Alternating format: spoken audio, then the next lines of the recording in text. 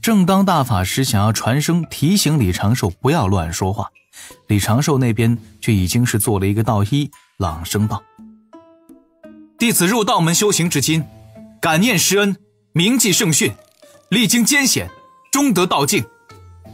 今日成道于此，祈请苍天考验。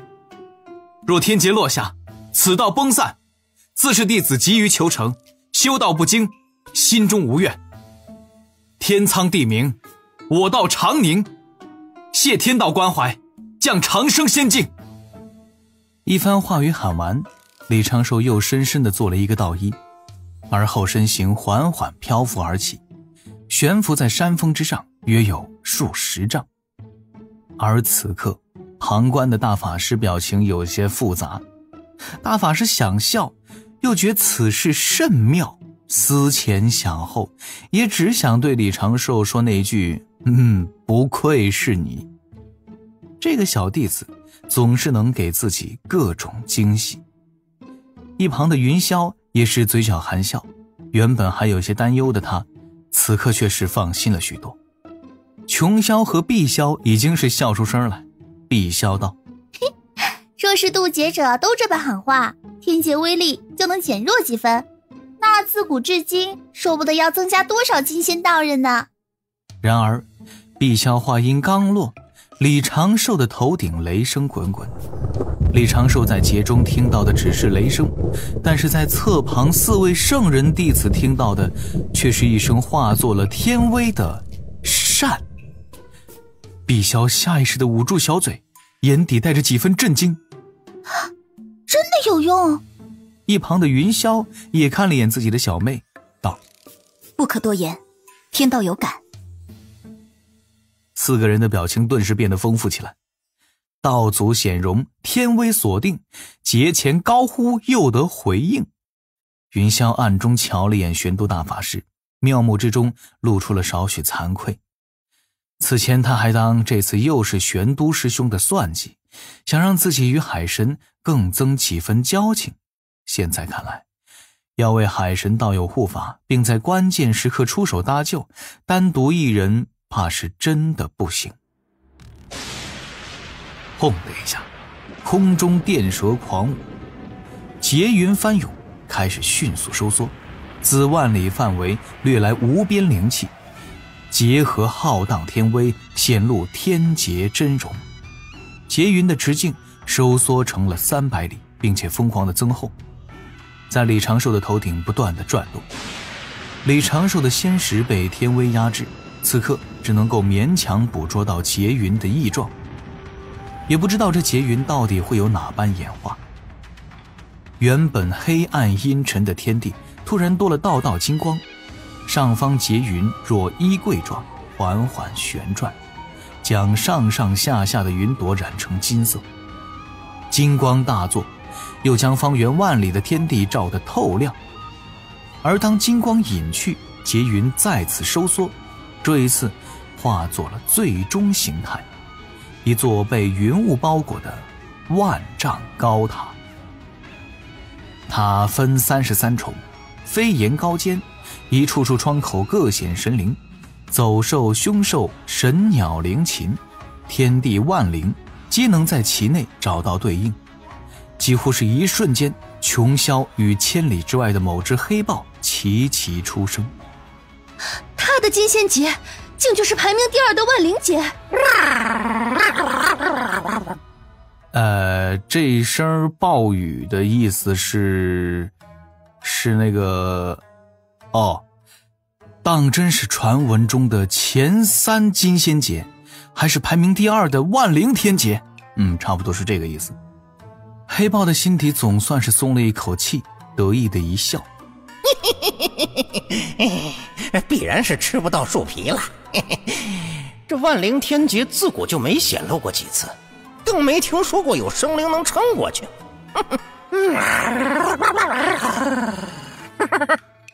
这一声的意思应该就是天罚，当真就是天罚。这般遭天堕的炼气士上果之后当真没几个了。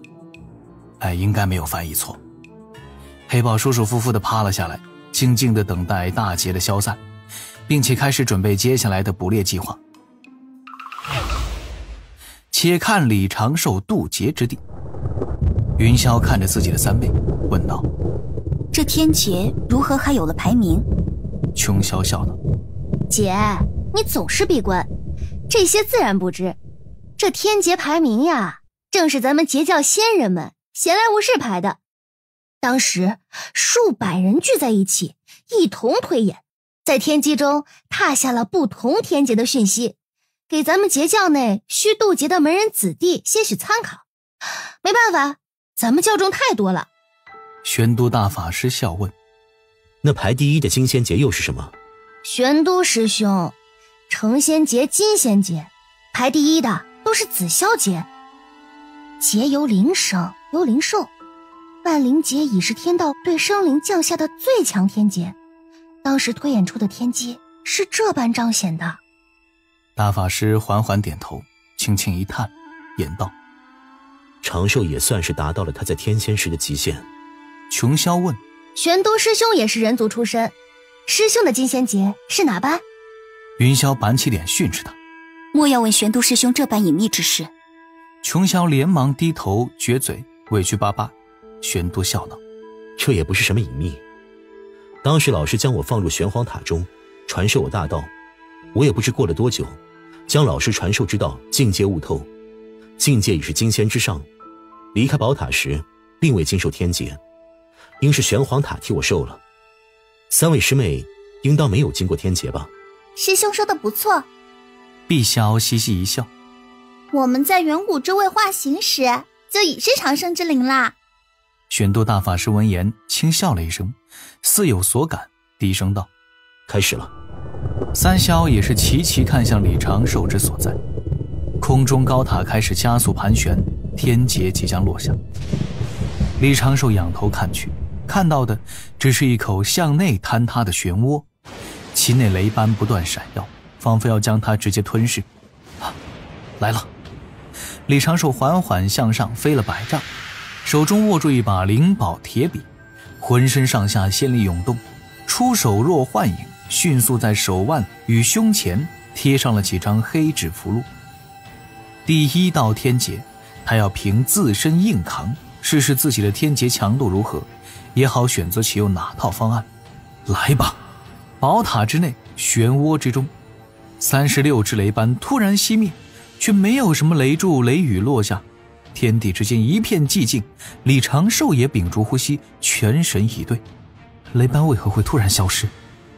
感觉上方劫云像是在酝酿着什么，汇聚着什么，但是肉眼不可见，仙识不可察。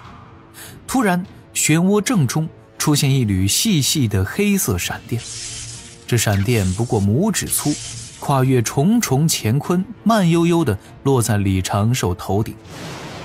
李长寿头顶、胸口、小腹出现3花，三花齐振，身形剧烈地颤抖几下，面色涨红，张口喷出一捧血沫，浑身气息起伏不定。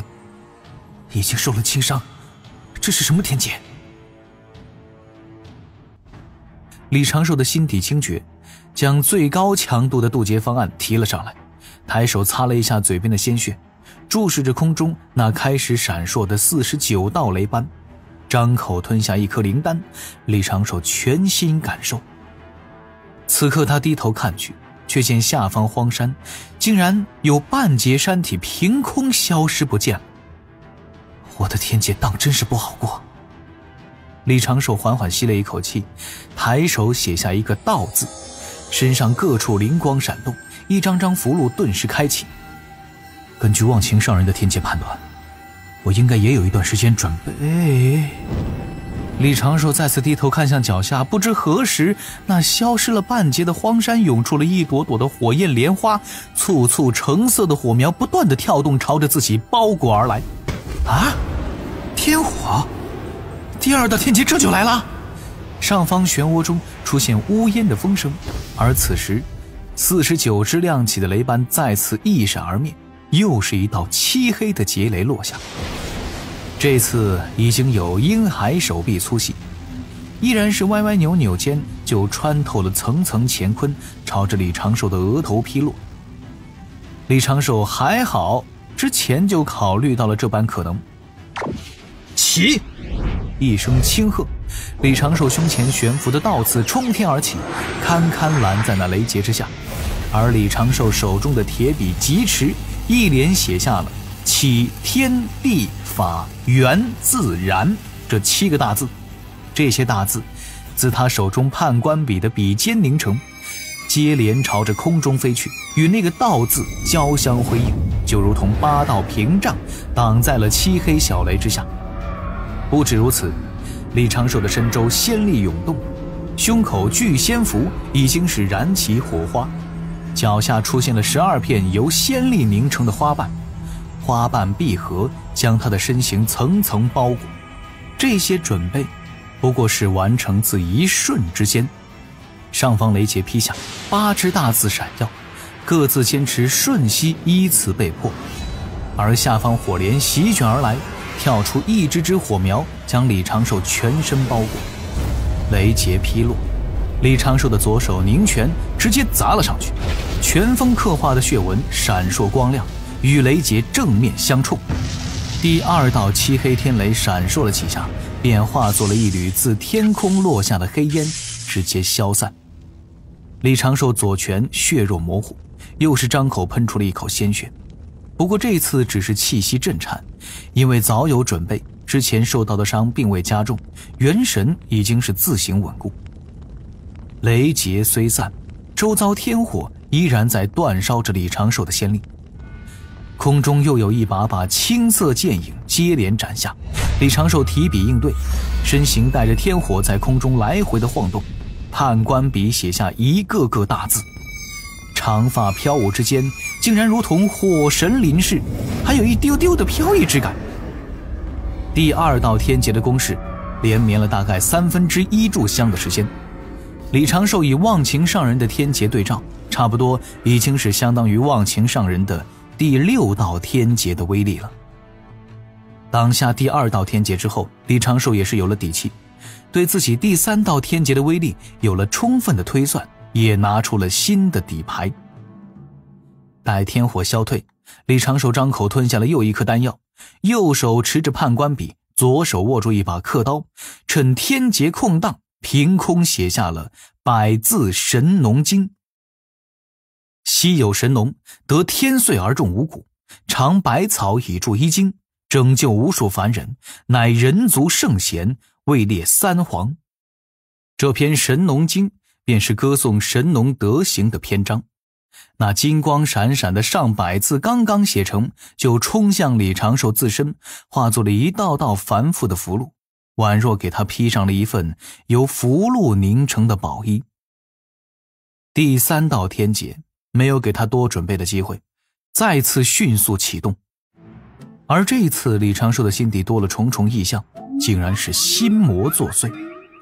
这才第3道，常规金仙劫的天劫形式已然尽显，就是这个心魔略微的有些不太给力。李长寿看着自己心底浮现出的那些画面，先是师傅他老人家出现在年少自己的面前，突然拿剑要杀自己，然后呢就是千娇百媚的师妹，还有身穿战袍却在自己面前宽衣卸甲的有毒师妹，还有那笑着跳着蹦着的小师叔。怎么每次都有这个有毒啊？难道自己潜意识里面真的在缠他？这怎么可能呢？就算是心魔，还是师妹看着最可爱，师叔最有冲击力，那罪恶略微摇头，李长寿的心底开始回忆新版健壮白眉老后图。就听叮的一声，道心一片空明，甚至自己没忍住对着天劫干呕了2声，天劫顿时劈的就更凶猛了一些。第1道漆黑雷劫出现时，便是玄都大法师也禁不住为李长寿提了一下心，已经准备出手救人了。这绝非是普通的金仙劫，还好李长寿撑了下来。不只是撑下了第1道天劫，第2道、第3道、第4道雷劫，李长寿也是应对得当，将天劫不断的击溃，自身完全承受了下来。李长寿的无极圆满道基威能显露无遗，天火烧不垮，天风斩不动。而随着天劫一次又一次跳跃式变强，李长寿显露出的神通术法越来越多，饶是大法师见多识广，也是有些应接不暇。这家伙之前东海斩金仙竟然还藏了这么多丝。到了第5道天劫时，大法师已经在李长寿的身上看到了12种御敌神通。除去那血精惩法、3昧真言以及那几道黑纸符箓，其他都是李长寿此前未显露过的。能让玄都大法师眼前一亮的，当属李长寿刚刚展露的雷法。掌中凝五雷，纯阳引木神。李长寿竟然以雷引雷，借雷法引动天雷，变相的削弱天劫之中的雷劫之力，这也算是别出心裁。只是，玄都师兄，云霄问道，此前可是给了他足够的灵丹，这般仙力耗损太过迅速，我担心他后面撑不下去。这个我只给过他2颗9转金丹，其他灵丹倒是没给。他本身善丹道，此前又得老君传授的丹法，这点倒是不必担心。碧霄和琼霄闻言对视一眼，各自眼眸亮晶晶的。云霄略微松了一口气，继续全神注视着李长寿的身影，纤手已经扣住了一只小巧的金童。